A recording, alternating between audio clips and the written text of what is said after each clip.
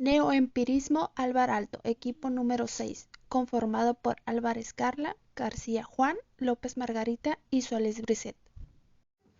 El neoempirismo fue un movimiento arquitectónico en reacción al rígido formalismo de la arquitectura racionalista. Se buscaba una mayor espontaneidad y adaptación a la naturaleza. Surgió entre los años 1940 y 1950, cuyo propósito era que su arquitectura fuera sencilla y conectada a la naturaleza. Uno de los principales exponentes fue Álvar Alto. Álvar creía en la justicia social, en la razón y juzgaba que su función como arquitecto no era la construcción de obras que exaltasen su propia figura, sino una forma de participar en el cambio social. La Villa Mairea, ubicada en la localidad de Noormarkku, en Finlandia, es una casa de campo construida entre 1937 y 1940. Al iniciar el diseño del proyecto, Alto y su esposa buscaban crear una cabaña rústica inspirada en las casas vernáculas nórdicas. Al final toman inspiración del proyecto de la Casa de la Cascada, al igual que este se levanta en medio del bosque. Tiene un diseño que rompe con la rigidez de las formas mediante trazos suaves que responden a la arquitectura tradicional finlandesa y que se integran al paisaje. La Villa Mairea tiene varios caracteres innovadores y únicos. Se rige mediante un proceso de dualidad entre lo natural y lo construido, donde el espacio interior y el espacio exterior son parte de esta dualidad, que va de la mano con lo natural y lo artificial respectivamente. Los elementos presentes en toda la obra, desde las fachadas hasta la parte más privada, van transformándose conforme uno se adentra en los volúmenes y se aleja de la naturaleza. Esto se aprecia en las formas y en los materiales que se han utilizado, como es el caso de la piscina, que tiene una forma orgánica de trazado irregular, al igual que la cubierta de la entrada principal y los escalones que nos llevan al ingreso. Al ser Finlandia el país donde se desarrolló el proyecto, trata de formar parte del paisaje y no imponerse. Lo llega a ser en medida de lo posible, pese a que también existen trazados ortogonales en sus volúmenes. Logra mimetizarse con los altos árboles en sus elementos verticales, que son las columnas, y en la fachada con elementos repetitivos que siguen un ritmo y que a su vez van marcando cerramientos según la distancia con la que se encuentren entre ellos. Las columnas son importantes y varían en las diferentes estancias. Algunas son simples, otras dobles, otras con forma de árbol. No todas cumplen una función estructural. En el interior de la casa la sucesión de materiales es innumerable. Algunos de ellos son lajas de piedra, tarima, azulejos, ladrillo, acero, hormigón, postes de madera, paredes encaladas, entre otros. En varias paredes de la casa se usa ladrillo encalado en clara referencia a las culturas mediterráneas, contrastando con la madera de los techos, combinación que le da una calidez especial. La fachada de la casa está compuesta por diversos colores, formas y texturas. En ella se van superponiendo planos blancos, zócalos de piedra como otros de cerámica azul, así como recubrimientos de madera y piedra. La Villa Mairea es una obra de arquitectura moderna porque se usa el concreto como un elemento que ayuda a crear un edificio sin grandes masas portantes que lo interrumpan y tiene planta libre, sin lo cual no sería capaz de haber grandes espacios en áreas comunes. Una de sus grandes obras fue el Sanatorio Paimio, que fue construido de 1929 a 1933 como un sanatorio para enfermos de tuberculosis, que está situado en Finlandia.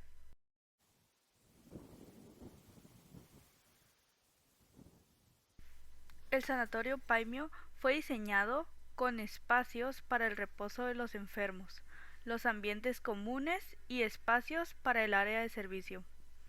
Álvar Alto proyectó inicialmente este sanatorio para 296 pacientes, pensando en espacios que favorecieran la curación y rehabilitación de los enfermos de tuberculosis. En palabras del propio Alto, este edificio se concibió como un instrumento médico, al servicio de los médicos y de los pacientes.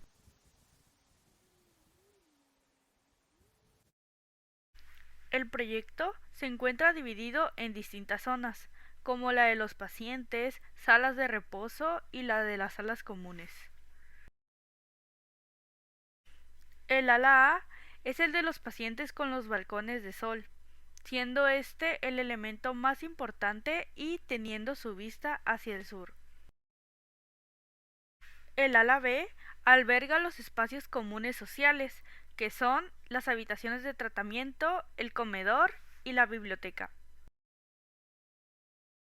En el ala C se encuentran los servicios como lavandería, cocinas y habitaciones de servicio.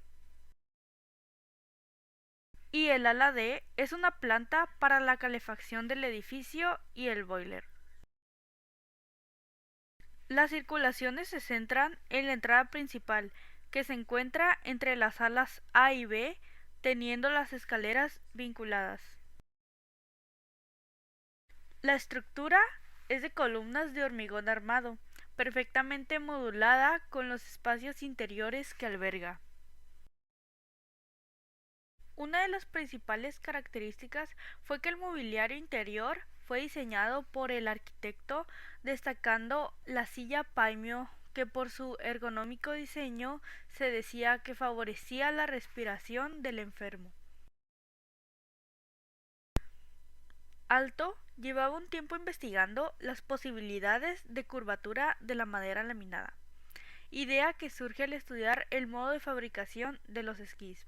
Así, el material es curvado sin necesidad de cortes y uniones. La silla está constituida por dos aros de madera laminada que forman un armazón y una lámina de madera curvada de abedul que genera el asiento y el respaldo con un solo gesto. La curvatura de la forma responde a una búsqueda por facilitar la respiración del enfermo. Es una silla de descanso y sanación. Todo el edificio tiene un marco de concreto. Los 6 pisos de terrazas están cargados por un marco de concreto asimétrico que se va haciendo delgado hacia la parte superior del edificio. En los espacios públicos interiores, los colores son influencia del neoclasicismo de los años 20 y 30. Los colores que se utilizaron fueron el azul, amarillo, gris y blanco. Estos colores crean un ambiente fresco y alegre, pero tranquilo. La escalera se abre directamente del vestíbulo y se extiende a la derecha, en donde se filtra la luz del día por el oeste y este. En contraste con las zonas públicas, los colores de las habitaciones de los pacientes fueron más íntimos y tradicionales. Se utilizaron los grises azulados y verdosos. Alto tenía sus propias ideas acerca de los techos y él decía que el techo de la habitación debe ser del color del cielo. Por primera vez, Alto utilizó formas orgánicas como parte del edificio. La idea de continuidad y movimiento se representa en la entrada del edificio. Esta idea enlaza el patio de entrada simétrica a las copas del sol del ala A y el cilindro en forma de chimenea, haciendo que la composición tenga una forma armoniosa. Este estilo arquitectónico probablemente tiene más ventajas que desventajas.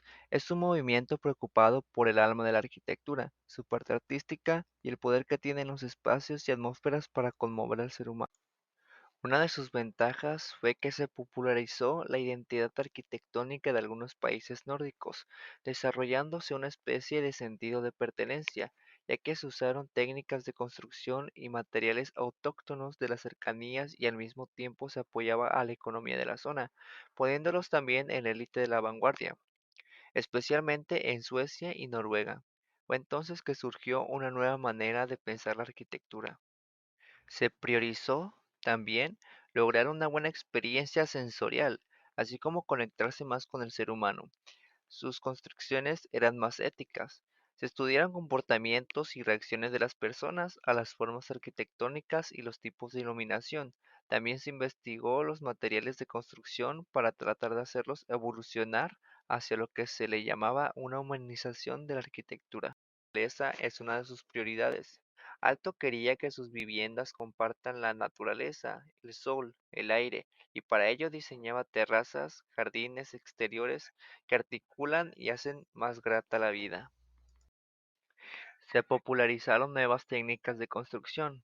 Se combina exterior e interior, mezcla lo moderno con lo viejo, utiliza la madera, el cobre, la piedra, diseña sillas y muebles de abedul, y sus sillas de madera laminadas son un hito. Utiliza líneas ondulantes en su arquitectura que recuerdan a los lagos finlandeses. Por otro lado, entre sus desventajas era que la construcción de este estilo solía ser muy costosa. El interés de Alvar Aalto por el medio ambiente encarecía la construcción y creaba problemas económicos, aunque sus ideas eran principalmente de utilizar piezas industriales baratas, útiles para producir muebles diversos, desde mesas hasta sillas y taburetes. Otra desventaja, que podría llegar a ser algo rebuscada, es que estilo tiende a ser demasiado estereotómico. A pesar de que esto es parte de respetar los principios del movimiento, llega a ser repetitivo. El volumen, así como su composición, da la sensación de seguridad, pero a la vez puede sentirse agotante. Otra desventaja es que sus características, así como su estética, son muy nórdicas.